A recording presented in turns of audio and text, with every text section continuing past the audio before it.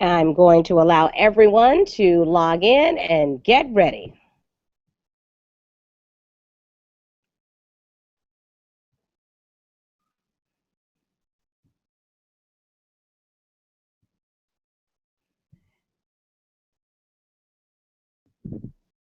Good afternoon, everyone, and welcome to today's NAPW eChapter meeting.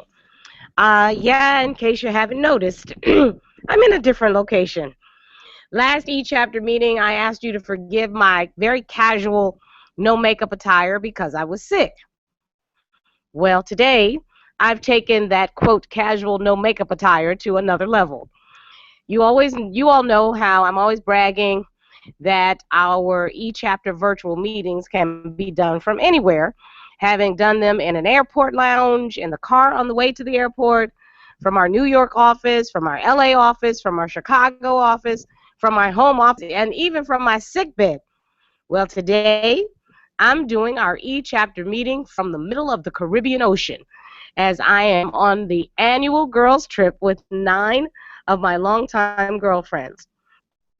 This year is extremely special to all of my girlfriends, as it is the first year on the trip without our dear friend Natalie Cole, who sadly passed away and went home to God on New Year's Eve this year. I want to tell you how much I've appreciated your kind words of condolences and thoughtful good wishes over the past 3 weeks. Later tonight, all of my girlfriends are going to have our yearly pajama party under the stars here in the ocean and light special candles in Natalie's memory.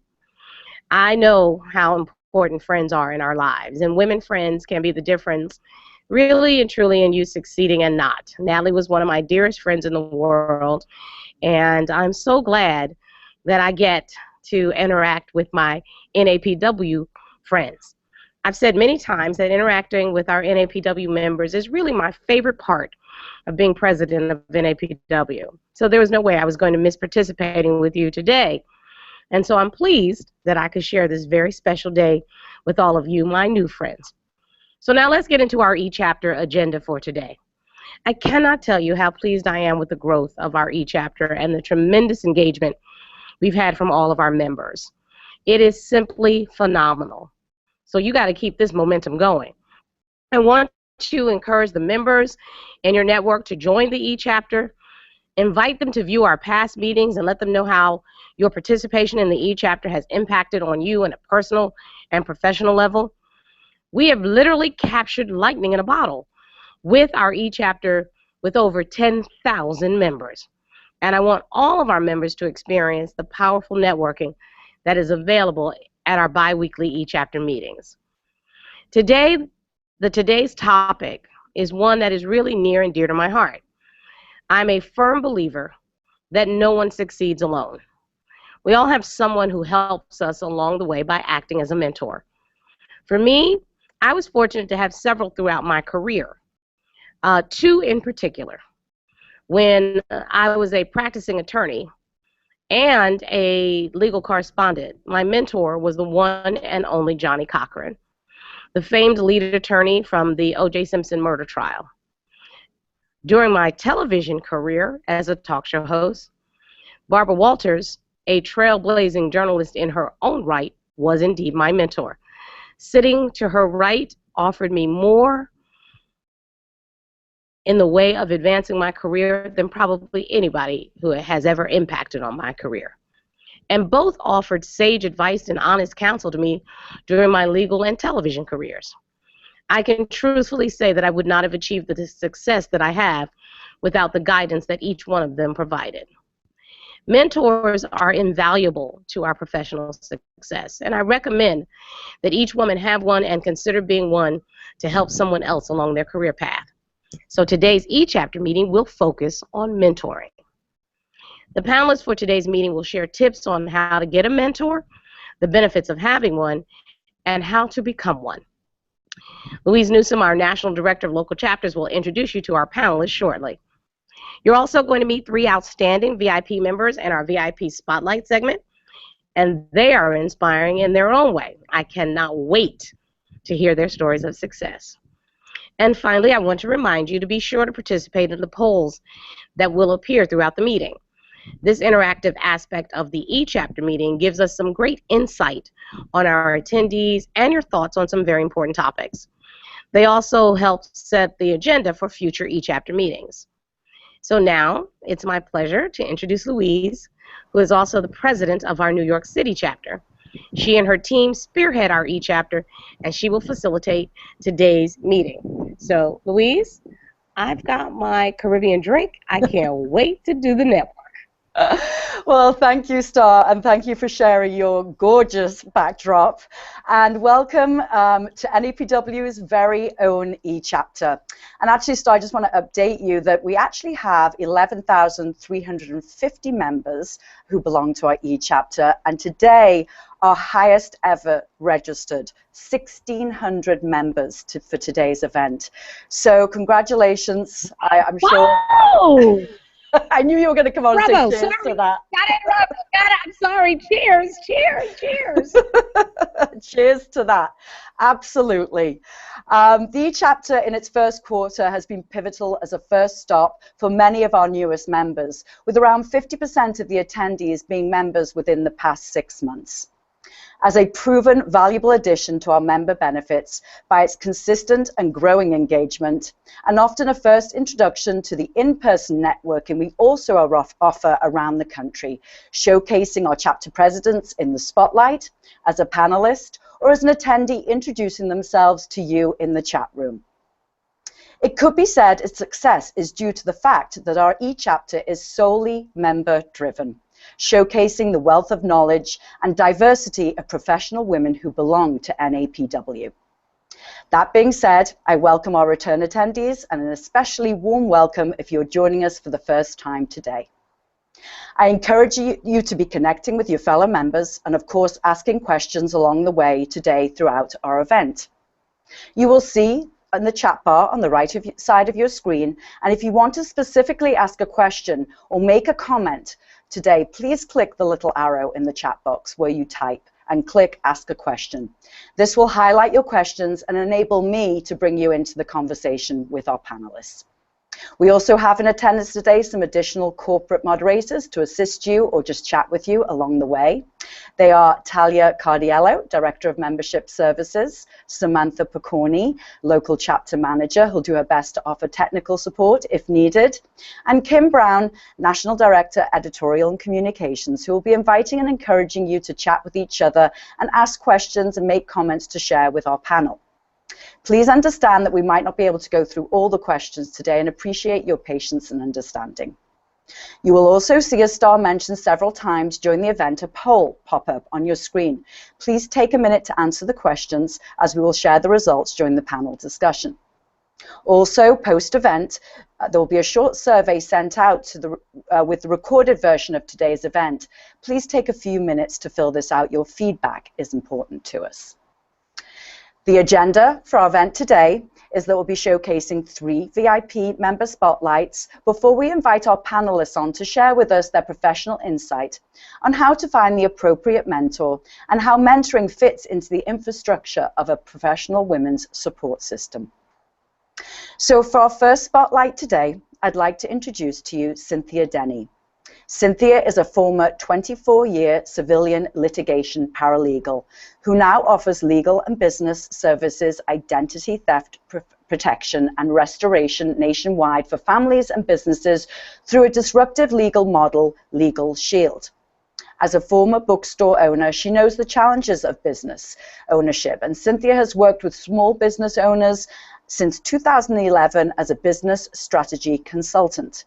Cynthia is also a recruiter for Legal Shield, providing an excellent and rewarding career for those interested in providing these services. She is also the dedicated chapter president of NAPW's San Jose local chapter. Good afternoon, Cynthia. Are you there? Yes, hello. Hi, we can hear you loud and clear. Wonderful. Thank you so much for having this great show today with Star in the Caribbean. I'm so jealous. So, hello everyone. I am Cynthia Denny. I recently committed to my second term as president of the San Jose chapter to build upon the foundation that we've started to create a lasting place for women to be refreshed, trained, and empowered. I have found in my NAP work that helping other women succeed has made my own success more meaningful and enjoyable. I am a veteran senior paralegal in business litigation, construction defect, personal injury, and land use litigation. However, today in my mission with Legal Shield, I have helped empower women and their families and their businesses for the past 3 years. I have advanced to the level of manager and I'm on course for a promotion to director this summer. I have been certified as a small business and group benefit specialist and finally named in the Special Forces for enrolling small businesses in 4 states in 2014. I like to say that I used to work for lawyers like Starr, but now the Legal Shield lawyers actually work for me and for you, which is unusual in the traditional model. I'm now bringing the assistance of an entire law firm to the people who need it the most and who have been priced out of the market. So let me ask you this. Have you ever been treated unfairly? Had an insurance company who didn't want to pay a claim? Have you had a problem with a bill or a product such as your cell phone, like myself? You no longer have to check your wallet before you check your rights. For the price of a cup of coffee a day, you can have the advice of an attorney on unlimited matters. Yes, that's right, I said unlimited. This is a real cure for all those times you have felt helpless when you've had things come up in your life to deal with. It's exciting for me now to be able to see lives changed and watch the peace of mind that people experience when they have a Legal Shield attorney in their corner for their business, their family, and even for their employees.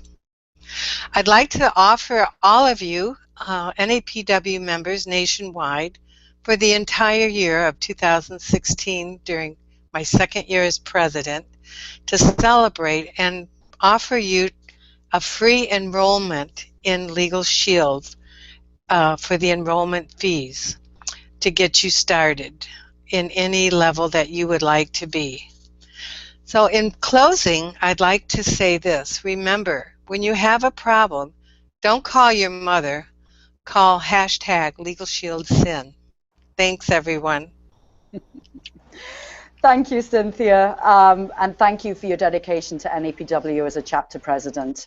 I invite you to go over to the chat room now and continue the conversation over there.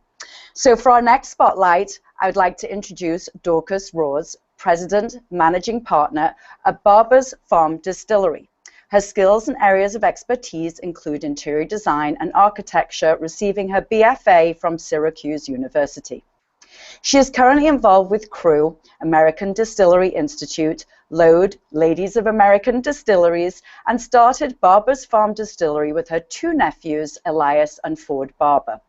Since 1857, 6 generations of the Barber family have farmed dairy and produce in the heart of the Schoharie Valley, upstate New York area, the breadbasket of the Revolutionary War.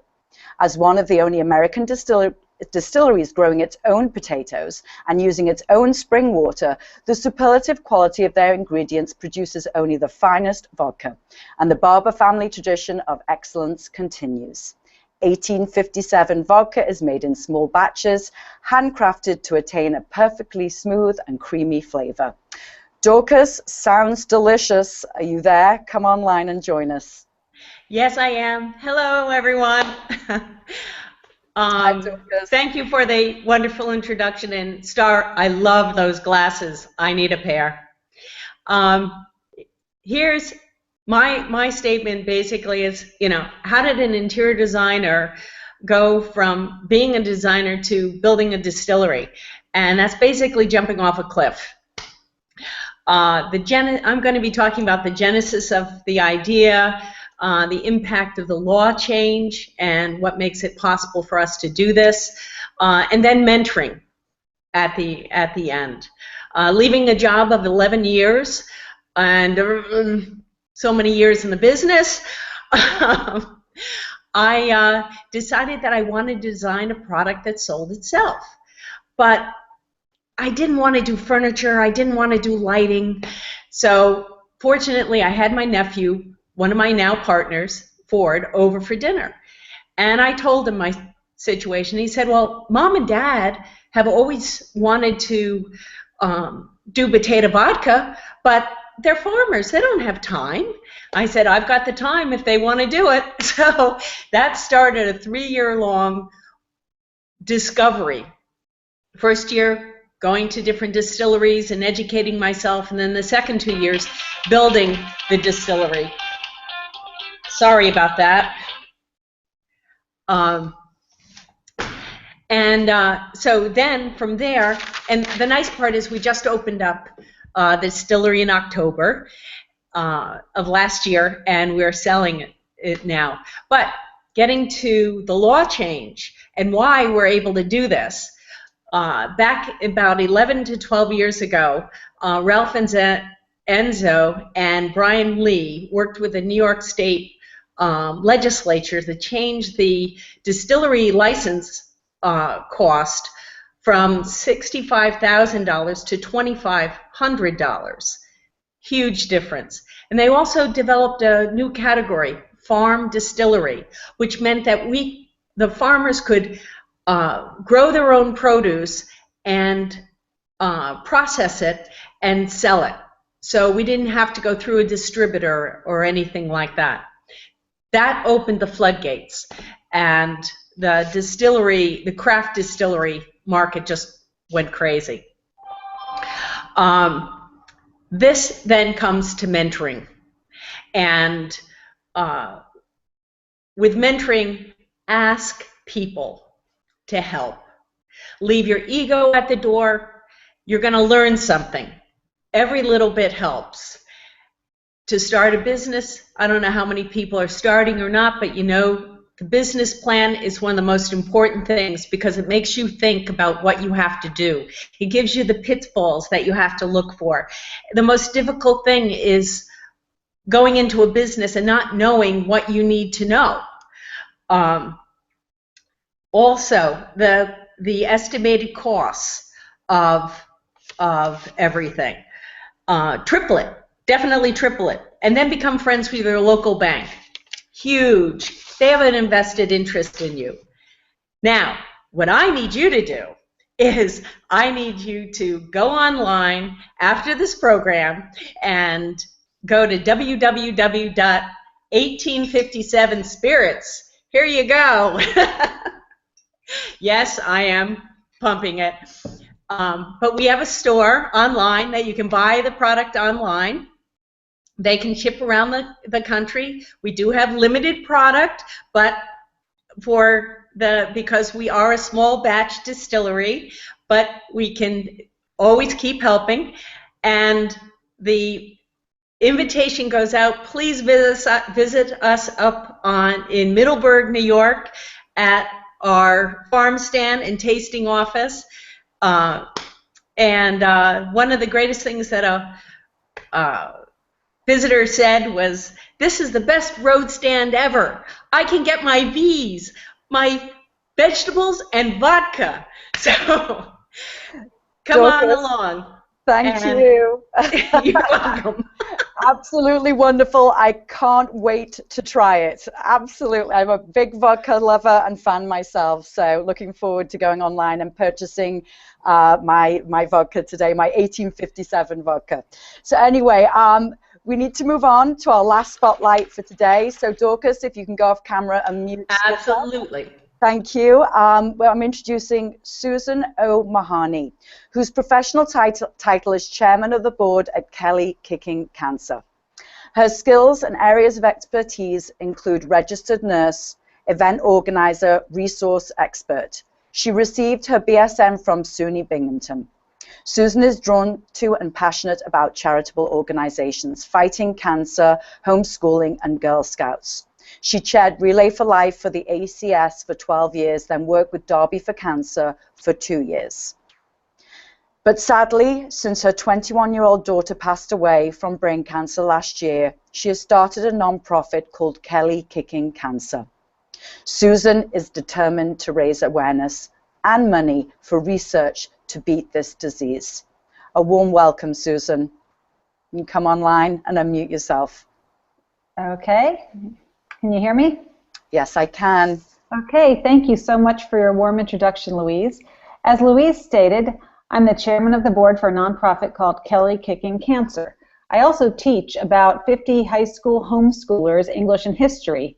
I've also spent most of my adult life giving back to my community. Through Girl Scouts, where I've held a leadership position for the past 25 years, through volunteer leadership roles with the American Cancer Society, through Derby for Cancer Care for St. Tammany Hospital. I also have volunteered with Habitat for Humanity, our local food bank, sending packages to our military troops overseas, volunteering at local nursing homes and our local hospice. So I'm a huge fan of volunteering. The saying, everything happens for a reason, comes to mind. You see, I've been truly blessed, first as a daughter, then as a sister, a wife, and a mother. The events that I've organized, the people that I've mobilized, and the money that I've raised to help others have taught me so many valuable things. Kelly Kicking Cancer was formed after we lost our daughter to brain cancer. Kelly was a collegiate soccer player at Mississippi College in Clinton, Mississippi when she was diagnosed in August of 2013. They determined that her headaches and her loss of balance were a very rare type of brain cancer called an anaplastic astrocytoma. She underwent 2 brain surgeries, radiation, and chemotherapy, but none of this affected the tumor. We then did a clinical trial at MD Anderson, and Kelly did everything in her power to fight the tumor. The tumor finally took over her brain, and after 7 weeks at hospice, she joined God's team of heavenly angels in August of 2014. Our daughter had her 21st birthday in hospice. She passed away 1 year and 1 day after her diagnosis. Kelly was a wonderful child. She was a caring sister. We have 2 other daughters, Danielle and Heather, and a son, Sean. So we went through this whole process as a family. During our fight, Team Kelly was born.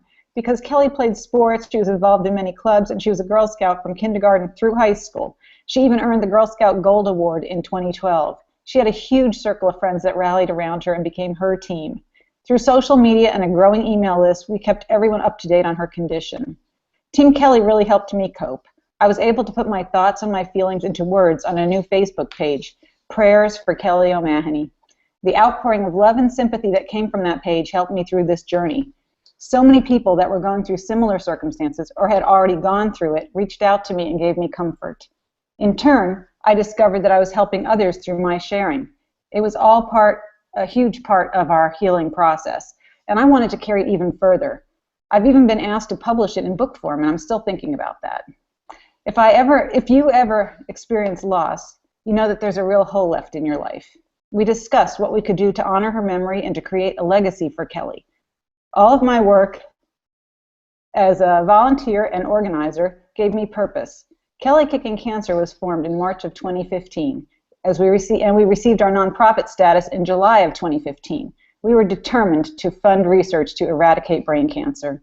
Since its inception, we have awarded 2 scholarships in Kelly's name, a $1,000 scholarship to a female high school senior going on to play NCAA or NAIA-sanctioned collegiate soccer, and who exemplifies Kelly's ideals of teamwork, loyalty, and overcoming adversity, and a $1,000 scholarship to a Girl Scout in Louisiana who is a Gold Award recipient that will be attending college or another institute of higher learning. We've also awarded the American Brain Tumor Association with a $7,000 check that was earmarked for brain cancer research. We did all of this through several different fundraisers.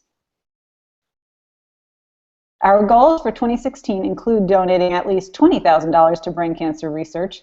We have an incredible group of volunteers that make it all possible, and we are just getting started. Our first big event this year will be our first annual 5K. We are expecting about 200 to 500 people to run in it, and it will be in April. And while we're local to Louisiana right now with our events, we really plan to grow Kelly Kicking Cancer nationally and have Team Kelly chapters throughout the U.S. raising money for research to end brain cancer. I would like to invite you all to join Team Kelly. After all, it takes a team to win the game. You can visit our website at www.kellykickingcancer.org to sign up for our newsletter. You can donate or learn more about us, or you can email us at info@kellykickingcancer.org. Thank you for your time and your consideration, and God bless you. Thank you, Susan. Please go over to the chat room. Our ladies of NAPW, there is an outpouring here to you. There is sharing stories, unfortunately, of similar happenings in their personal lives. So please go there and speak to them. Truly appreciate your bravery today coming on and sharing your story with us and how we can support your nonprofit. Also, thank you to Cynthia and Dorcas for being our two other VIP spotlights today.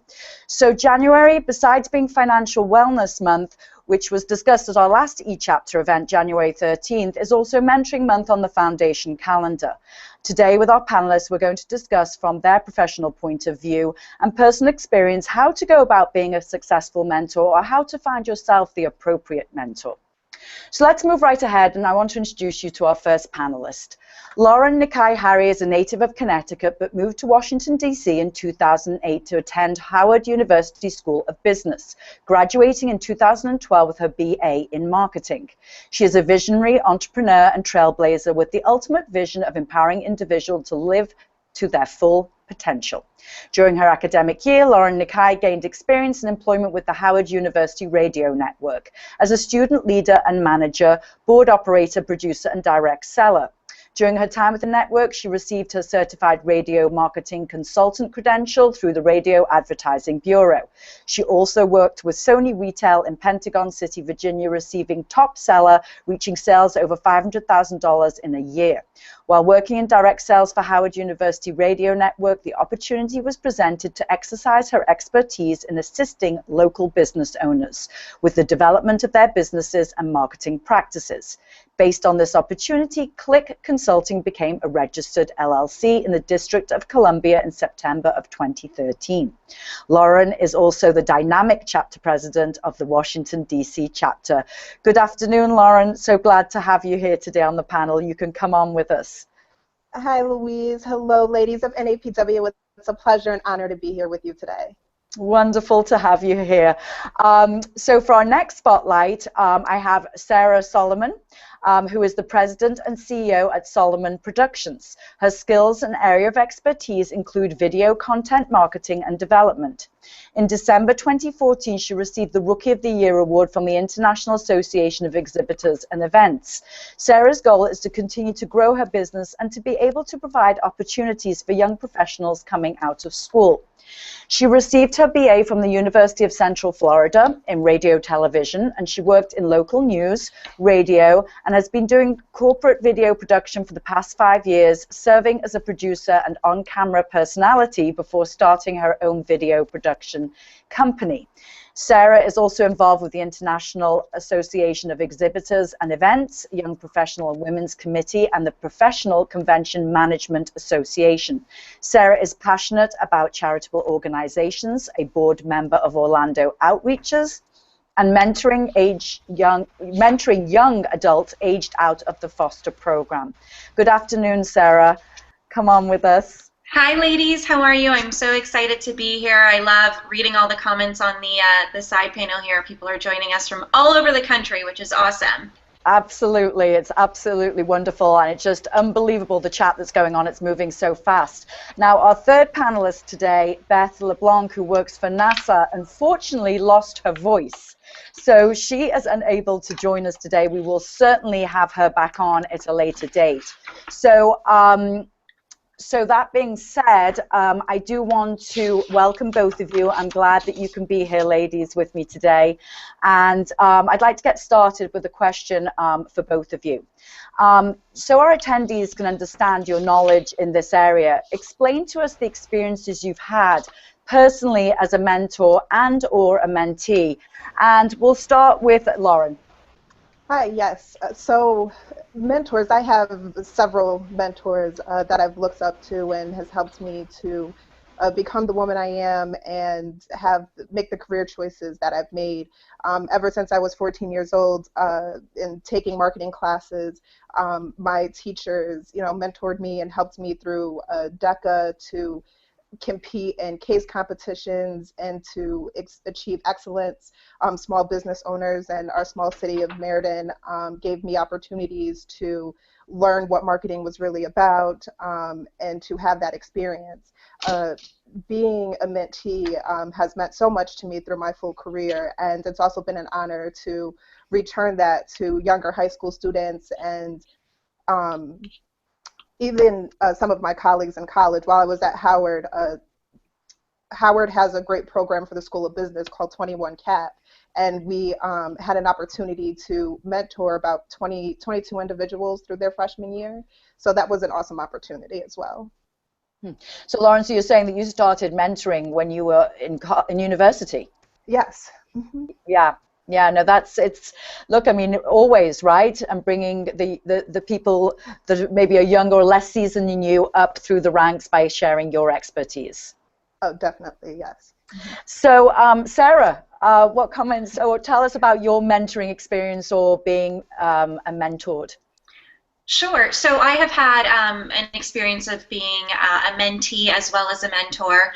I have had, male and female mentors throughout my career as a young professional. One woman in particular really kind of stuck with me, I think. Just her ability to really reach out and connect with me on a deeper level, not just on a surface, career based conversation, but being able to have very deep, thoughtful conversations with me about my family, my upbringing, things like that, that really kind of resonated with me, and that I learned was my style of what works for me as far as, what I look for in a mentor. So she's really kind of helped me just get to know Sarah better, get to know myself better, and therefore that's kind of carried on throughout my career.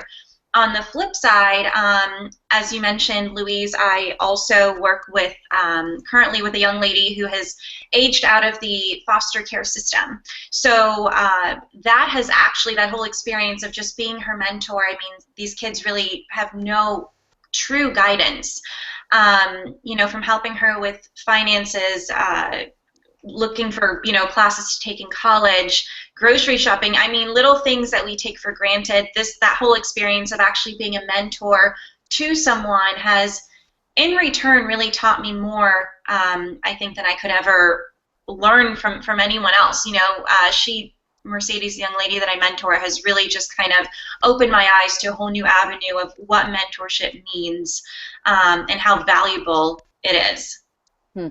Yeah, absolutely, and it's an organic process, and I think that there is evolvement. I mean, that you might not have ever considered yourself to be in a position to mentor a particular person, and all of a sudden you find yourself doing that because they've drawn something out of you that you can give them, and that you realize you're guiding them.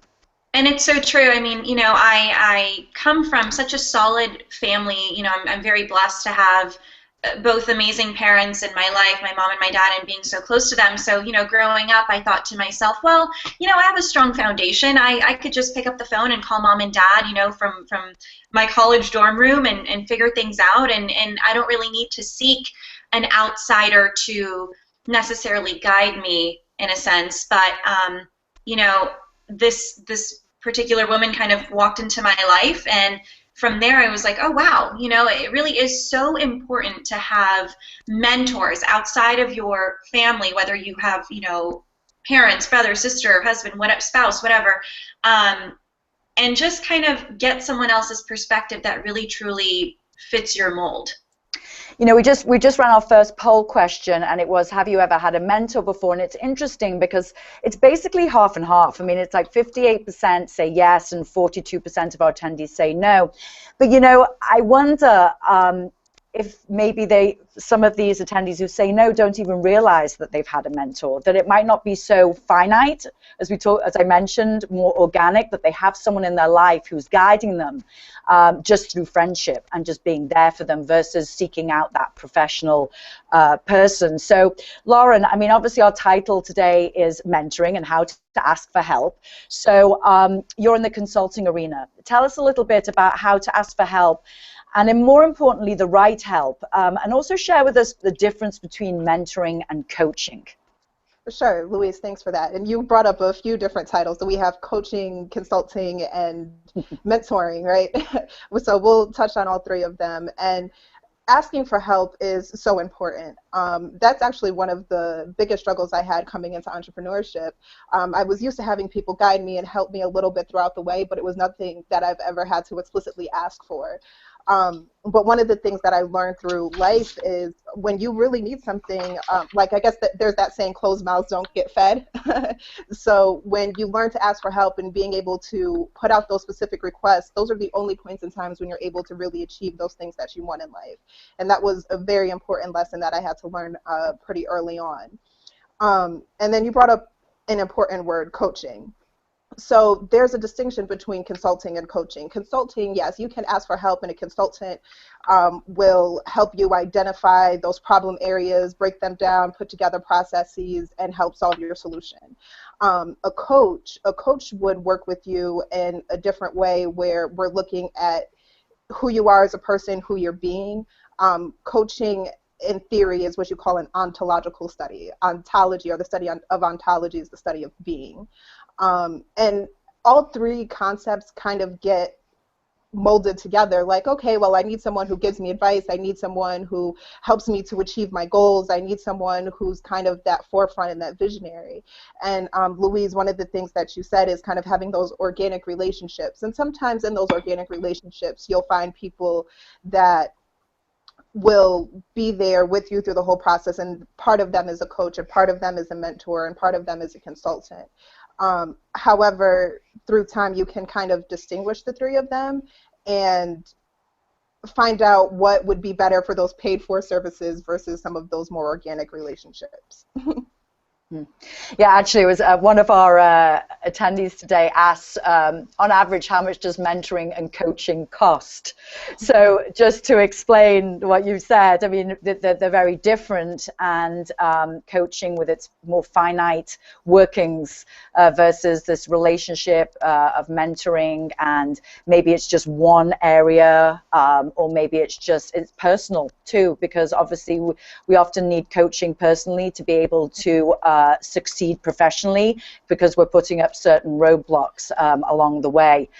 We just ran another survey, and let me make sure I get all these results. So basically, we asked what quality is most important for you to find in a mentor. And generally across the board, it was pretty low in numbers as far as someone who is happy with her position and job, someone who is supportive, someone who works in my field, someone who communicates well. So it wasn't one of those. Actually, most of our attendees today, 72%, said it was all of the above. So they're looking for that person who certainly is happy in their job, because otherwise, if you're looking for a professional mentor, if they're not happy in their work, I'm not sure if they would be a good mentor. And obviously support being key. That's what this mentor relationship is. And someone who works in your field.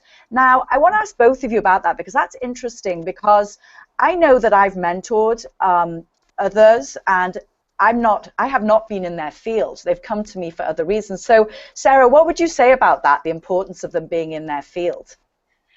You know, for me, I don't necessarily feel like a mentor, at least for me, has to be working within my field. I think there's a lot of, folks out there that could really, truly speak to you as a professional, actually not in your field, as an outsider looking in. And again, because it's that relationship, it really is a friendship that you develop. It tends to be refreshing, in my opinion, to have someone who is outside of your workforce, doesn't really understand what you do day in and day out, and just literally sit down with you over a cup of coffee or lunch or whatever, and just truly get to know you for you. It really is kind of building a relationship and building a friendship first, because I think those values that you could learn from another person can speak in whatever field you really work in, right? So your morals, your values that you may be teaching me as my mentor, that is something that I'm going to take with me and implement into my field, regardless of what area I work in. Yes, I think that, obviously if we're looking for something very specific, field or professionally specific, then yes. But if it's, it's something just about navigating yourself in your professional world, it doesn't have to be that person that works in your world. And also, I mean, that's what makes NAPW so great, right? I mean, here we are a diverse population of women. And as somebody said, I saw one of the attendees, that we're all here mentoring each other. And so there is something to be said about that. Lauren, do you have anything to add? Yes, I just want to, I agree with everything that the both of you said, and just still highlighting the value of having a mentor in your field, because there's that opportunity to have someone champion for you. And when you do find someone that is a mentor and they're in that place where you want to be, they're able to teach you all those skills and teach you the details to get there. I found that to be something that was very valuable. Of course, I have one of my favorite mentors was actually a CPA, and I suck so bad at accounting. So it definitely helped, and I learned, the basic skills of being able to manage my money in the business. However, having, with one of my first mentors being a small business owner and a woman business owner in Connecticut and doing marketing, that really helped me drive my passion. So I think that it is important to still have someone there, and you should have like maybe 5 or 6 different mentors depending on what it is that you want to get out of life. That's right. Yes, you have lots of people in your life mentoring you along the way. Now, Joanne, one of our attendees, is asking how you become a mentor. So that's an interesting question. So Sarah, I mean, what would you say to that? I think it's kind of like you said earlier, Louise, it kind of happens organically for the most part. Someone may be, especially we live in such a visual world now, so people are watching what you do on social media. They may, really admire you from afar, reach out to you. I mean, I've had young ladies reach out to me through Facebook and just kind of, feel a sense of influence from me, or just want to learn more of what I do and how I became an entrepreneur at 28 years old. I think today it's a lot easier to become a mentor to folks. I think what we tend to do is not so much ask for help, but we're also afraid to reach out to people to offer help as well. So I think just being that helping hand, extending your hand to someone that you may have on your Facebook page, or that you may, run into at church, or you see at the office every single day, and, you just kind of want to be an influence in that person's life. It's okay to open that door and that conversation and say, hey, you know what? I would really love to grab a cup of coffee with you, get to know you, if you work with them outside of the office, and just kind of hear your goals, hear your story, share your passions, and see how I can really be a true value to your life. I think it's as simple as just really asking, if someone, and opening that door to someone, and you'd be surprised once you open the door to allowing yourself to coach and mentor people, that they will actually respond. And Lauren made a great point earlier that, as an entrepreneur, you're like, oh, I don't want to ask for help, like I got this, like I'm an entrepreneur, I should have it all figured out. But, I think the beauty of it is it's okay. You're exuding more confidence when you actually do seek a mentor. And then in return, when you're also offering mentorship to others as well.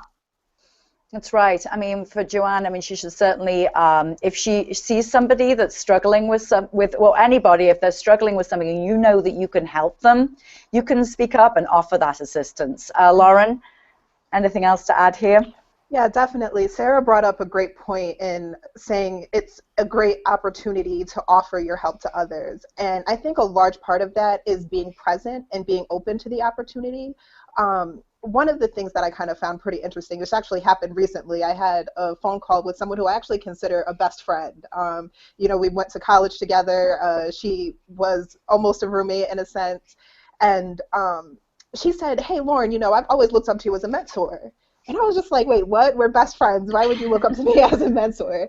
And I don't even think I realized how I was mentoring her. And she was just like, you know, Lauren, you've always been the type of person to be able to accomplish what you say you're going to accomplish. You're a person of your word. And you just being present and living in that is something that I look up to and admire. And it really helps me to shape my life and the decisions I make. And where that was such a heartfelt statement, I think a lot of us, especially when you are in the midst of just trying to accomplish what you want to do and you're in your vision or on your journey, you don't realize how many people you do impact. And sometimes you are a mentor to people, and even though that they may not acknowledge it or it may not be a direct statement, it's there. So sometimes it's just opening up and being present. I had a question for Beth, who was going to be on the panel today from NASA, and it was because knowing that she was from this very sort of a male-dominant profession, that how she navigated herself in that area to find mentors. And, you know, I mean, I came from the construction design world, and actually I want to just ask Dorcas to come back on for a second, because I know that she's from that world too. And I want to sort of bring you into just this question and this conversation right now, just about how, when you were in the construction field, and even maybe now in the distilling world, because I know there's women coming into it, but really predominantly maybe male-driven, how you've maybe found mentors to assist you along the way. Dorcas, you want to? Well, the lovely part about the distilling world is that everybody's happy. and you really do get a lot of help, whether it be male or female. It's almost the way the feeling of the skateboard industry is. People want to help you and see your success. They're not against you. In the construction world, you know, that's where you step onto a construction site. And when I first had my business, I actually had to change the name of my business because I had gotten obscene phone calls and everything else. This is back in the many years ago. So how did you navigate to get mentors, Dorcas, in this situation? Well, you know, you have to ask. You have to. I think that's key, is that you do have to ask and be. You have to ask. You have to, you know, there are a lot of people. I mean, people in your own business, whether it's in your company or, you know, outside the company. There are people that you, if you admire them, go up and ask them. That's really, you put your ego down and you listen. And you might not agree with everything, but you listen. So, I mean, I think the worst thing that someone can say, and thank you, Dorcas, for coming back on and sharing that, that, you know, that someone can say no, and then you just move on to the next person, so not to be intimidated. I just wanted to let everyone know there is certainly a lot of our attendees, members of NAPW Stay, reaching out and sharing links in the chat room and asking for assistance from mentors, from members who can help them, which is it's great to see, and I hope that they're managing to connect here in this site. So I know that we're getting really tight on time, so I just want to ask Sarah and Lauren a quick final question here before we have Star come back on just to share some more insight. We see that there are more mentees than mentors available. Why do you think that is? And what can a mentor gain from this experience, not feeling like they're just the giver? Lauren, yes, go ahead. Lauren, go ahead. Okay, cool. So, you know, it's one of those things because I think the coach in me really likes to see things in abundance. when we look at organic relationships and mentoring, there probably are a significant amount of people who can mentor and have the ability to mentor, and just kind of have to tap into that. What can a mentor get from being a mentor? There's so much that comes from it, because I think when you go back and people ask you the questions that you may have not really reflected on in a while, or haven't had an opportunity to refine some skills, you have that opportunity to help one more person up. Sometimes being a mentor, you may be building your team in the process. It may not be someone that your next employee of tomorrow, but it offers so many opportunities. I remember helping a high school girl with her math homework, and it was just such a fulfilling experience to be able to see her progress and to see her actually be able to get onto honor roll and change her life around and to make it into college. And that alone was fulfilling. The people who really want a mentor, you really shouldn't be looking for anything else other than just that genuine relationship. Yes, thanks, Lauren. Actually, I just want to ask, I think somebody's typing. If I can ask them to just, Dorcas, if it's you, can I ask you to mute yourself and you can go off camera? And thank you so much for your insight. I really appreciate you jumping on. Thank you. Okay, we did run another poll, the last poll, and how important do you feel it is for women to mentor other women? And actually, 63% of our members, attendees today, thought that that was very important, that woman to woman, interesting. I mean, that's just interesting. That's for another conversation. So, Sarah, just quickly, your insight here as far as a mentor's experience. Sure. I think what's important to understand as a mentor and a mentee is that there's a pool of people out there that you could select, but not everyone is going to be the right match for you, right? So it's very important when you are both being a mentor to someone and in return a mentee selecting a mentor to really be picky on who you choose to have kind of guiding you through your career, through life, so on and so forth.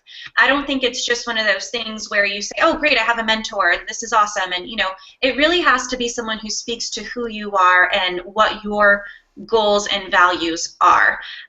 So that's important to keep in mind. And obviously, as a mentor, there's just so much, Lauren touched on this, a sense of fulfillment that you get. I mean, me doing the work that I do with them, the young lady that I'm mentoring from the foster program has taught me more about myself and ways that I can continue to impact these young women in our community in unimaginable ways. So I'm learning more through that experience, and in return, I'm sharing that with my own mentor.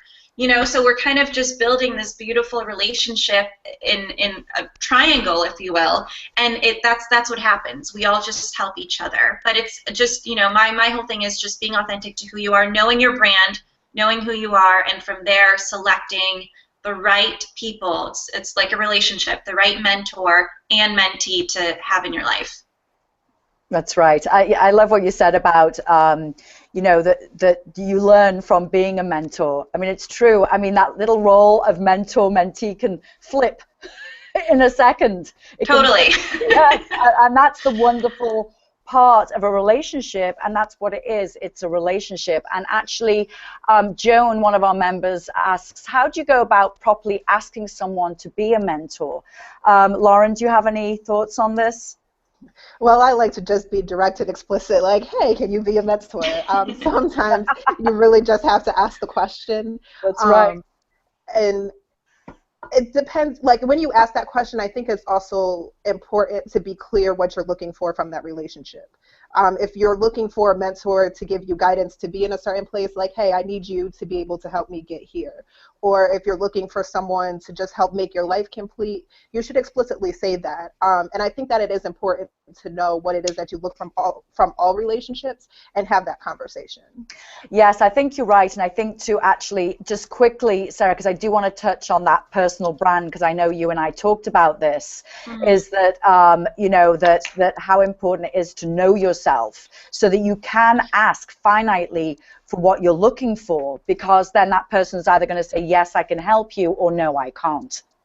Yeah, so a lot of my work is really helping companies find their brand and being authentic to who they are.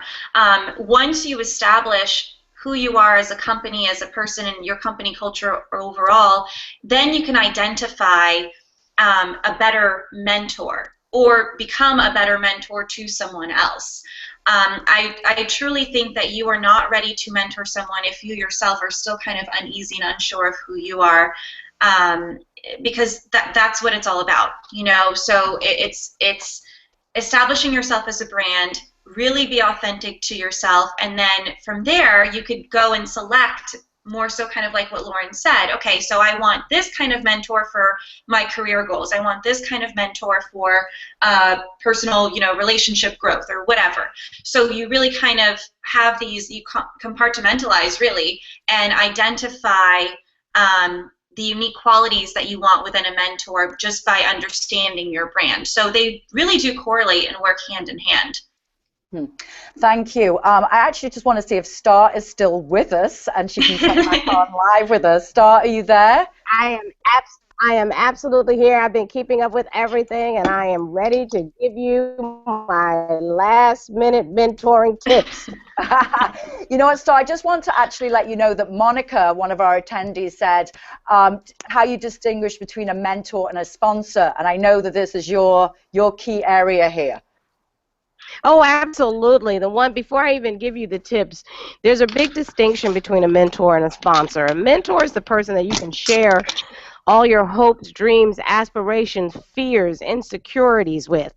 That's the person that's going to help you get into the room with the people that are going to make the decisions. That's the person that's going to help you set your career goals, your life goals, that understands when you're feeling insecure. That mentor is there to really help guide you. I always think of a mentor as a fairy godmother or a fairy godfather. The difference in a sponsor is really the person who will have your back when you're not in the room. And think about this. When you have really worked very hard, when you are a expert in your field, there are people in your life, in your career, who are going to be in meetings that you're not allowed into, that meetings that you don't play a role in. And you want somebody to have your back when you're when you're not in that room. That's your sponsor. That's the person that's going to talk you up to other people. And you don't want to share all the vulnerabilities with that person, because that's the person that's going to say to the world, if you need somebody to step up, this is the person. So those are the two differences. Thank you. Star, do you have And anything? I want to give you, I do, I mean, because you know this is a big thing for me, Louise. I've been using mentoring as a part of who I am for my entire career. And so I've sort of, I reverted back to my old law school days when I was studying for the bar.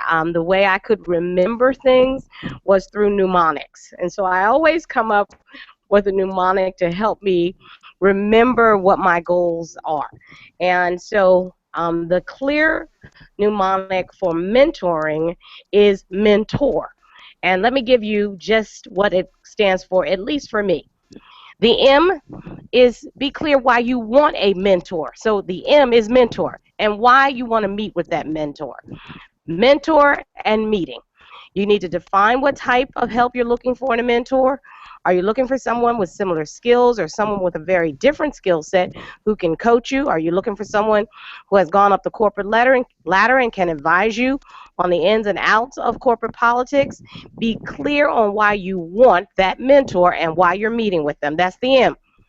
The E, establish goals for the relationship and express your gratitude.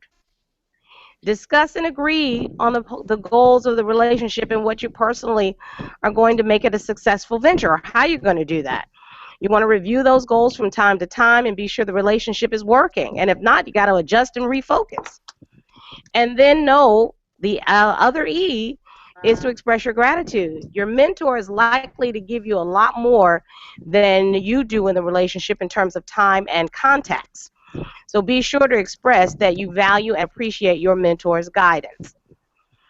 The N in mentor is network. Network, network, and network to find a suitable mentor. Once you decide on the type of mentor you need, participate in the functions and professional associations where you might find this type of person. Don't be lazy.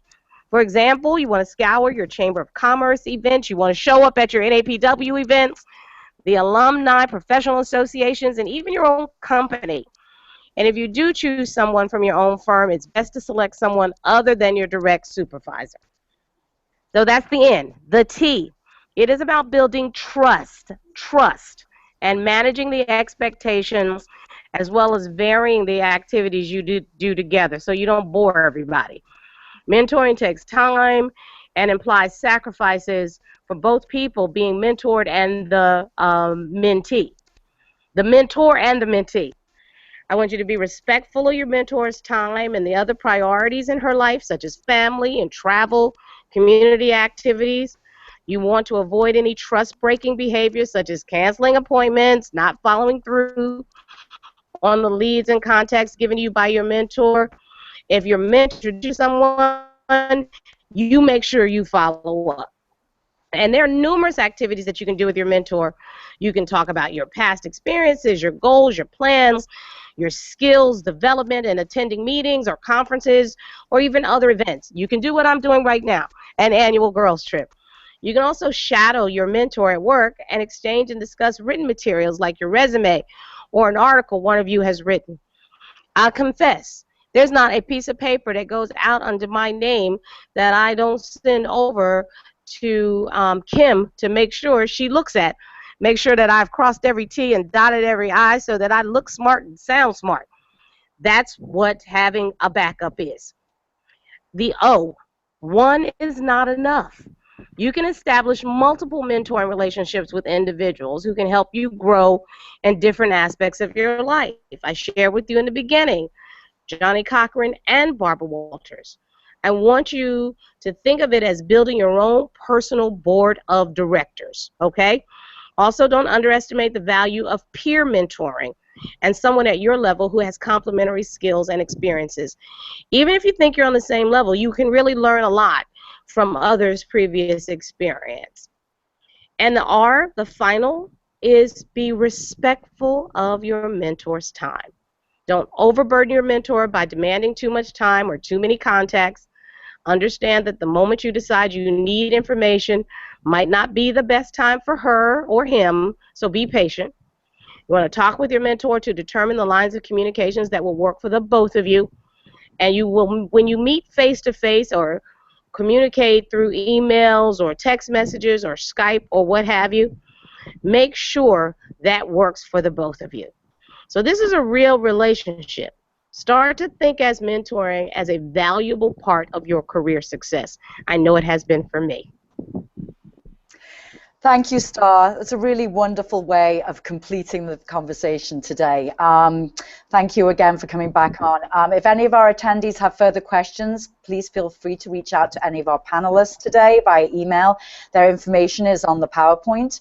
All NAPW eChapters are recorded and saved on YouTube for you to find and watch again. So as we sadly wrap up our 9th eChapter event, I'd like to thank our panelists, Lauren, Nakai, Harry, and Sarah Solomon, and our 3 VIP member spotlights, Cynthia Denny, Dorcas Rose, and thank you, Dorcas, for stepping in and answering a panel question today, and Susan O'Mahony, and the, well, what did I say, 1,600 members who'd registered for our event today. Also, thank you, Star, for leading off our eChapter event and also closing it, Talia, Kim, and Sam for chatting with the attendees, and the NAPW team as a whole for supporting and working with me to bring our eChapter to life. We will continue to host our eChapter bi-weekly following the NAPW Foundation calendar, just as all our local chapters do. And our next eChapter event will be Wednesday, February 10th at noon Eastern, and the topic will be a heart-healthy workout, getting to the bottom of understanding what it takes to be healthy personally and professionally. For more information to sign up for future events, please visit our eChapter group page on napw.com. Also a reminder that post-event there'll be a short survey sent out with the recorded version of today's event. Please take a few minutes to fill this out. Your feedback is very important to us. If you wish to find out more information on being a VIP member spotlight or panelist, please reach out to me via email at localchaptersoffice@napw.com. I also encourage you to go to napw.com to search and see if there are any local chapter events in your area. If you need assistance or more information, please reach out to your local chapter president. Their contact information is on their group page. Thank you again for joining us today, and we really look forward to seeing you again next time. Good evening, ladies.